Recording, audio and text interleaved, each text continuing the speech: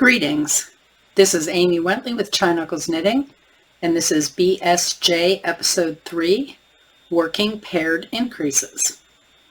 This is the third of several videos in a special series on Elizabeth Zimmerman's Baby Surprise Jacket. I'm making these videos for my students in a class I'm teaching at a local yarn store. This video will cover how to do paired increases for the front and the back of the sweater. I'm working on bulky yarn with large needles for demonstration purposes, so the number of stitches that I'm working will vary from yours because my gauge is very different. So in the first video of this series, we cast on and we worked a few rows of decreases before we did some increases on the sleeves here, and those increases were covered in video 2. And then since video 2, I've continued to work these double decreases along this spine, and I got to the part of my pattern where I worked the same number of stitches for 3 rows without making any increases. For my pattern, that was 38 stitches. I did a wrong side row, a right side row, and a wrong side row with no increases. I continued to move my markers up on this marked stitch so I can follow this line, and this line will continue as we go into increases today. I also have my marker that's hanging off the front to let me know that this is the right side.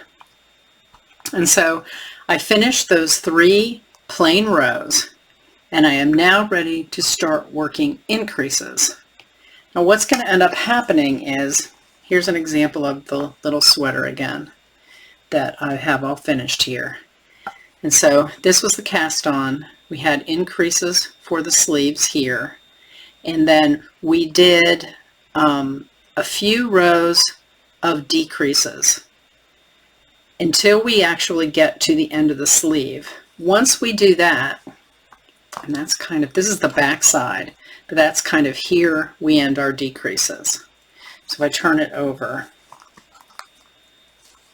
so this is here where we end our decreases. We are now going to start increasing for a bunch of rows, and that is going to probably for about that much, I think, until we get to this notch bind off here. Okay, so we're going to work a number of increase rows right here in the body, and this is actually going to be covering the front of the sweater, like the front placket, and then the back of the sweater also.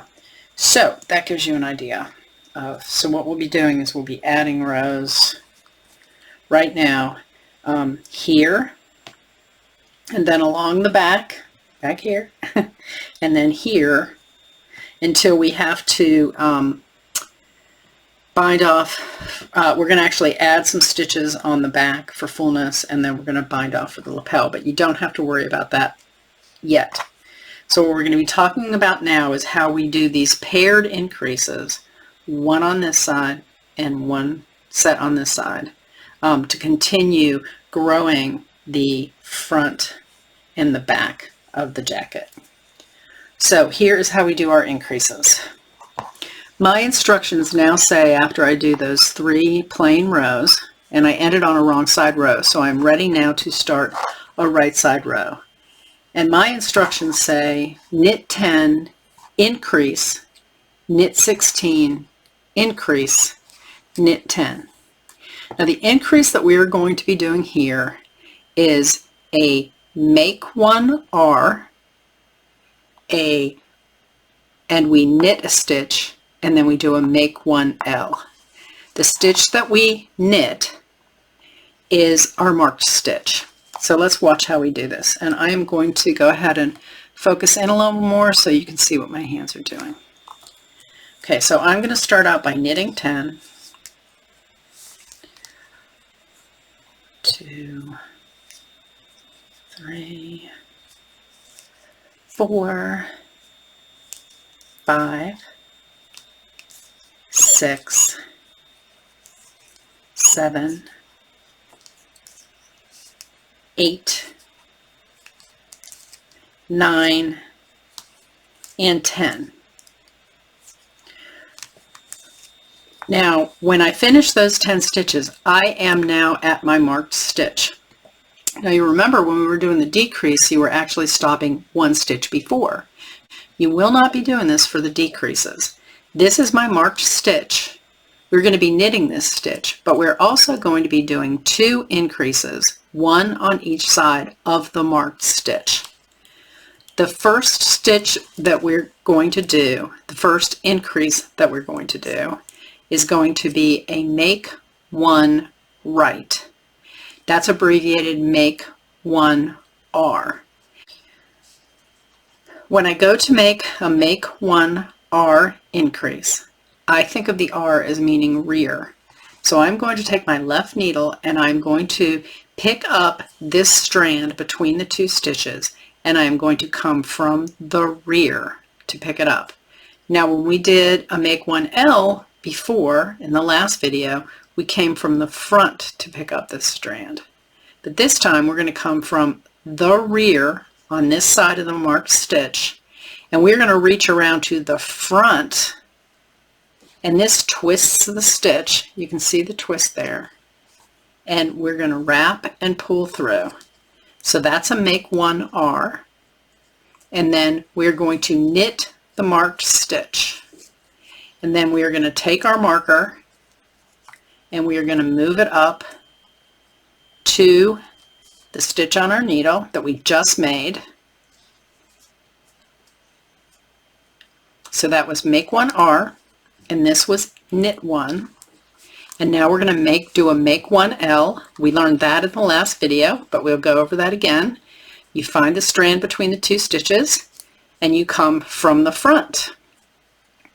I just remember make 1L is the opposite of what make 1R is, and I know make 1R is to come from the rear, so I know the make 1L has to be from the front. That's how I remember that. And if you'll remember, we're going to knit into the back of this new stitch on our needle. I also sometimes come around the front and bring it to the back. It's just easier for me to get at, and I'll wrap and pull through. So in this case, I actually split my yarn a little bit, so let me go ahead and get that whole stitch, and I pulled it through. And so now what I have is I made a stitch. That was the make 1R. This is my knit stitch, and this is my make 1L. So my next instruction says to knit 16, and so I'm going to be knitting 16, and I'm going to be knitting past my middle marker here. So I'm going to knit 16, and I'm going to come right up to this next marked stitch. I'm going to pause the video for a bit, and I'm going to get us to that point, and I'll be back and I will show you that increase again.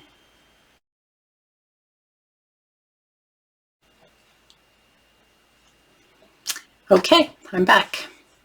So I just finished knitting 16, and my next instruction says to work the increase. So that's going to be a make 1R on the side of the marked stitch and a make 1L on the other side of the marked stitch. So to do a make 1R, I am going to find the strand between the stitch on my right needle and my marked stitch, and here it is. I'm going to take my left needle and I'm going to pick it up from the rear, and then I am going to knit through the front of that stitch. So sometimes I can kind of pick this up and make it a little looser for me. I come around to the left side and I insert into the front of the twist to front of the stitch to twist it. So that's my make 1R. So then I'm going to knit the marked stitch. I'm going to bring my marker up to the stitch on my needle now, just so I can keep track of that. And then I'm going to do a make 1L. I'm going to take the strand between my right needle and my left needle, and I'm going to use my left needle to pick that strand up from the front to the back, and I am going to knit through the back loop. Another easy way to do that is to scoop over the top of the needle and get to the back. I'm going to wrap and pull through, and that's my make 1L. So that's 2 stitches increased there. and I'm going to work until the end of this row, and then that will be my first increase row. So I'm going to finish up this row, and then I'm going to turn over to the back, and I'm going to show you what to do there, and I'll also give you I'll also be talking about a little tip for maintaining this this row of prominent stitches here. So I will be back in just a minute. Okay, I am back. I finished that row, and so now when I work the back side, if I want to continue having this marked stitch be prominent on the front like this, a nice knit band, I will need to continue to purl that marked stitch. So I will go ahead and I'm going to go ahead and work up to that. I've got, I believe, 10 stitches here. 3, 4, 5, 6, 7, 8, 9, 10. Oh, it's actually 11 now because I increased a stitch. And this 11th stitch is actually, that was my MIG 1L on the other side. So go ahead, and that's 11. And then I'm going to purl my marked stitch, and then I will continue to knit until my next marked stitch, and then I will purl the next marked stitch to maintain that ridge of prominent stitches on the front. Now I'm going to pause the recording again for just a little bit, and what I'm going to do is I'm going to work across here, but I am going to forget to purl this prominent stitch, and I want to show you a quick way, if you make that mistake, to fix this on the next row. So just hang with me for a second and I'll be right back. Okay, I am back. So I finished that row, and I'm coming to work the next row of increases. And this is a good time to actually look at your knitting and make sure that this prominent ridge is actually all knit stitches. Because the sooner you catch a mistake with that, the better you can fix it. So it's really good to catch that mistake on the next row. So as you turn over and you're starting to work the next right side row, look at your column of stitches, and you will see here with me that I accidentally did not purl on the back on the last stitch. And so this looks like a purl stitch on the front, and it's breaking my line of stitches. So here's how I can fix that. So the next row is now telling me to knit 11 and do an increase. So I'm going to knit 11,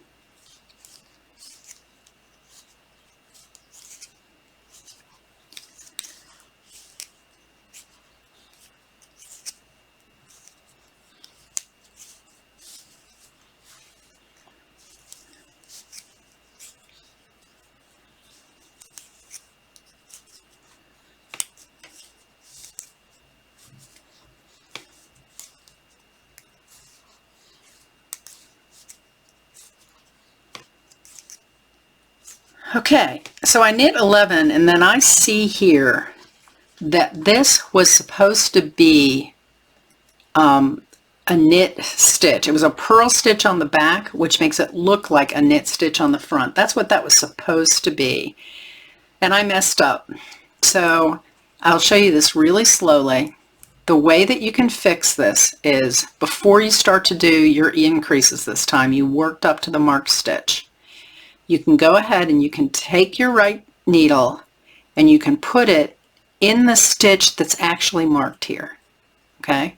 Put it in there, and you take it from the back to the front, right? And I'm going to slip that stitch off the needle and let it come out. See how that strand comes out? What I want to do now is I want to just change the way this stitch is on my right needle, and I'm going to flip it around so that I can work with this stitch from just a different orientation. So I just turned the stitch around, so you'll see that my needle is going through the stitch just like the stitch should be. It's not twisted, nothing like that. I'm going to put that strand in the back that came out of the stitch over my needle, and I am going to lift the stitch over that strand, and that makes it into a knit stitch. I'll now insert my left needle into that to get it oriented correctly on my needle, where I have the right leg coming first and the left leg in the back. And then now I can go ahead and do my increases, and that stitch is fixed there. So I'll show you the increase one more time. I'll make one R is bring the left needle from the rear along that strand and then knit into the front. Knit the next stitch and move your marker.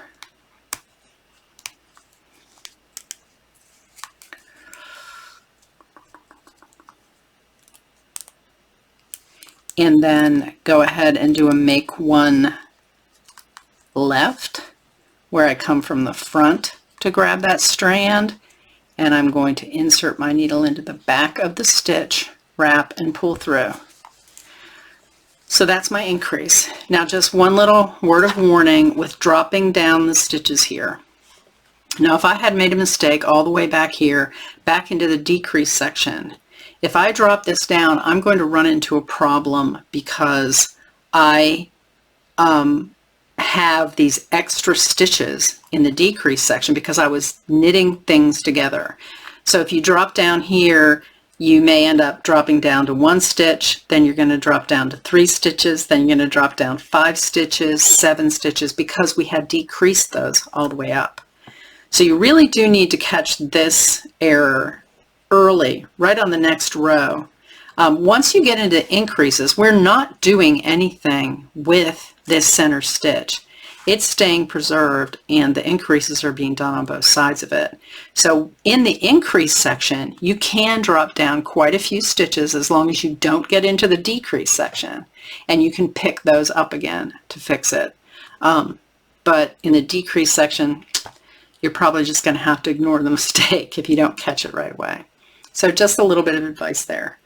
I am going to continue on my pattern to work these kinds of increase rows, increases on both of these marked lines.